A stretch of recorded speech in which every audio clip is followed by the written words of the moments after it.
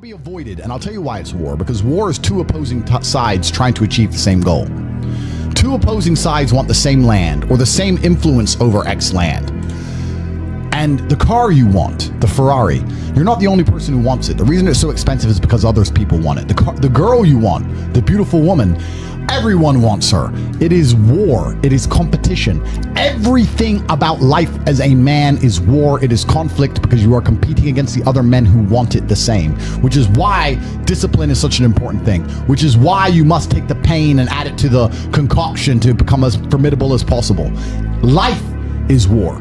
This idea that you can go through life as a man and avoid war is probably the biggest mistake that most men make, because it is impossible for you to achieve anything significant without war. Running a business is war. Running a hotel, running a restaurant, running an online company, it's war. Training is war. Life as a man is war. You need to wake up and view it exactly as what it is. Everything I want, other people want. Everything I desire, other men are trying to get. This is a war and I must outcompete them. That is the best possible mental model you can have. Even in jail, it was a war for who could stay most calm. A war who could control their mind the best. A war for who could suffer the least. That is war. I was surrounded by people who lost their minds and I refused. It was a battle and I was successful. Life in and of itself as a man is a never-ending struggle and a never-ending battle. It is the constant of the human condition. Evolution requires pain. While others complain that they do not feel happy enough, I'm happy I'm struggling. I don't want to be happy. I want to be great. This is the beauty of life as a man. Do you understand? I don't care. I'm happy to be struggling. I wanted to fight. You wanted to win. I wanted to fight. That's the difference. You're concerned with winning. I wanted to just fight. And we're fighting. That is the beauty of life as a man, to be great. If you concern yourself only with being happy, you are once again acting like a female or a child. Happiness is fleeting. It doesn't even matter if you're concerned only with the hedonism of happiness. You're going to drink alcohol and go to parties and go to festivals and take drugs. I want to be happy. Who cares? I want to be great. I want to be great all of the time. And let me ask you a question as a man at home, genuinely, truthfully. Would you rather be a loser who's always smiling, a happy loser, or would you rather be a stressed winner? Because I'll tell you something about winners. Most of them are stressed. We are stressed. We're stressed. Putin is stressed. Genghis Khan was stressed when his messenger turned up after a 4-week ride with updates from the battlefront of Iran. I'm sure he was stressed by what he read. Even if it was very good, even if it all looked fantastic, he started to feel stressed. Okay, well now maybe I need to go to Iran. How long is it going to take me to get there? Maybe we need to send more horses. Maybe we need to colonize Iran. He felt stress because the beauty of life as a man is to be great. So you have to sit here and ask yourself, do you want to be a happy loser that's insignificant? Nobody knows you exist. Women don't respect you. Men don't respect you. Nobody cares if you live or die, but you get to smile all the time. Or do you want to be one of the most important people on the planet with a little bit of stress? I am brilliant because I've decided to be brilliant. And if I have to sacrifice happiness to be brilliant, then that's fine. You know what the great thing about it is? You know it's amazing what God gives, how the whole world becomes full circle? If you stop caring about being happy and you start caring instead about being great, guess what you end up being? Great. Along with great. And you know what? Yeah. Happy. You end up happy if you forget about happiness and try to become great. You will never be successful if you're concerned about being happy, so forget about it. I like to consider myself a wise old man, and I'm trying my best to encourage and instigate a revolution amongst the youth where men take absolute self-accountability and they believe in themselves and they take responsibility for absolutely everything. As a man, you are most formidable if everything is your fault. If it rains outside and you get wet, that is still your fault. Can you control the rain? No. Could you have brought an umbrella? Yes. You need to blame yourself for all things, the good and the bad. And by doing this, you take absolute self-accountability, which allows you to build a mental model in which you will find solutions, 1. 2, avoid trouble, because you know that anything bad happens to you is your fault. And 3, be the most fearsome competitor possible, because we're living in a very competitive world nowadays amongst the elites. The people who understand that you're living inside of a fish tank are trying very hard to get out. And you have to make sure that you can outrun some of them if you want to escape. It's an age-old adage. If a bear is chasing a group of people, you do not have to be the fastest one. You just have to be faster than the slowest. The slowest person is going to die. So as long as you're ahead of the majority of people, you stand a very good chance of avoiding slavery. Being a powerful man isn't always about furious anger and instilling fear. As enemies attempt to attack your energy and lower your vibration, understand this: power is untouchable. Power may notice, but it doesn't care. Sometimes power is simply not giving a fuck. Being a powerful man isn't always about furious anger and instilling fear, meaning sometimes it is. You need to retain the capability to instill fear with furious anger. A man who cannot do that is not a man. It is one of the cards you need to have in your deck. However, more often than not, when you're in a true position of power, you will play the alternate card, which I'm describing here, as simply not caring.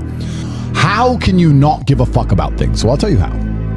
If you're filthy rich and you have a strong network of people around you who you trust, and you have a good family, and you have beautiful children, and you have women who love you, and you have beautiful supercars, you live with your best friends in a compound, you have armed guards, and you're proud of yourself, and you're strong, and you train hard every day, and you're monumentally successful, and all of your dreams come true, and if you want something, you can instantly snap it up. You want a Pagani, you want a Bugatti, you want a $25 million apartment, anything you want, you buy.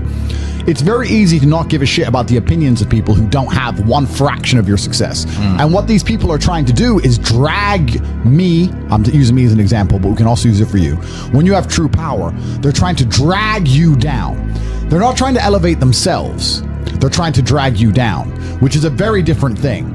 Because it's amazing how God rewards those who are trying to build and create and elevate, and how it punishes those who are simply trying to destroy and be spiteful and negative. And these people are going to dedicate hours and hours and millions of hours of their life towards a certain cause to try and drag people down who they cannot affect because they're already too powerful and too large.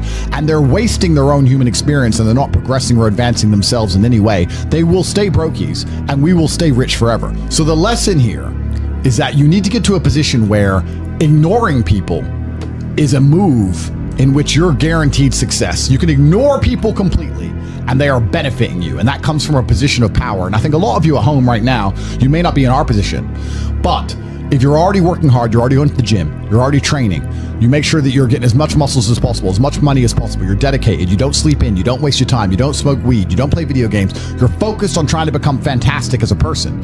You can just ignore that girl. That girl who broke your heart or cheated on you, just ignore her.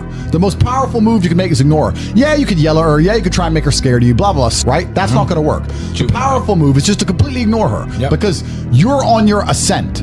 She is likely on her descent. She likely has no intention of improving herself, no intention of becoming richer, no intention of becoming better looking.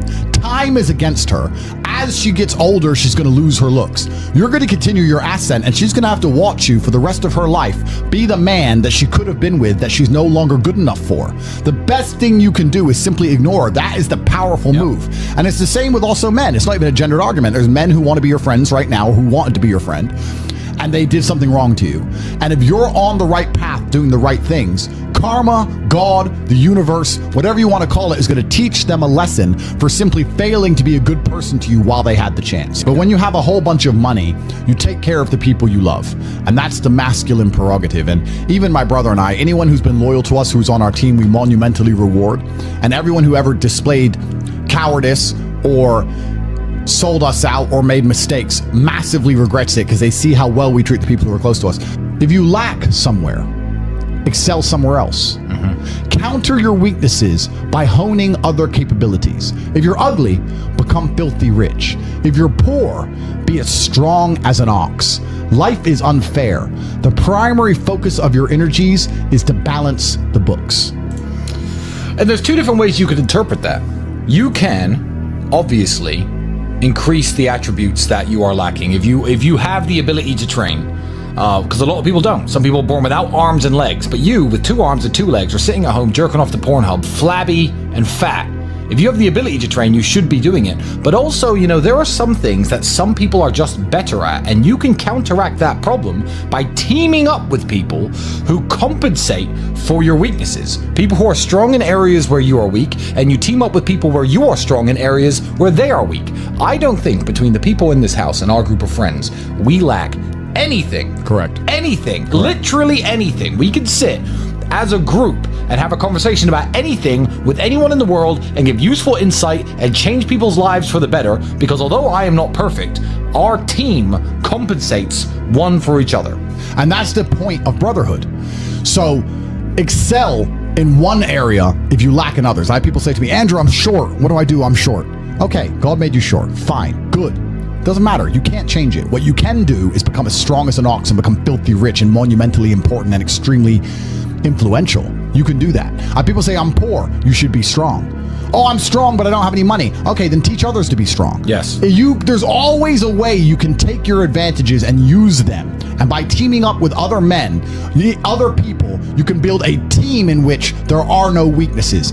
So if you have a disadvantage, you also have somewhere God has given you a distinct advantage over others. And it is your duty to excel in that realm. It is your duty to become so monumentally influential and powerful within that specific criteria in which you have the capability to be brilliant, that your weaknesses no longer appear because they can be simply overshadowed by your network or overshadowed by your absolute competence. By constructing the correct mindset, you can be in the exact same scenario you're currently in, living the exact same life with a different mental model in which you view the world, and you will not only feel more powerful, you will be more powerful, you'll achieve more amazing things, you will be greater, you will be happier with the same car, the same woman, the same house, the same income, the same everything, but your mind changes the lens in which you view the world. Lenses change things. Rose-tinted glasses, perhaps dark glasses. You can put glasses on, change the lens, and you can view the world differently by changing how your mind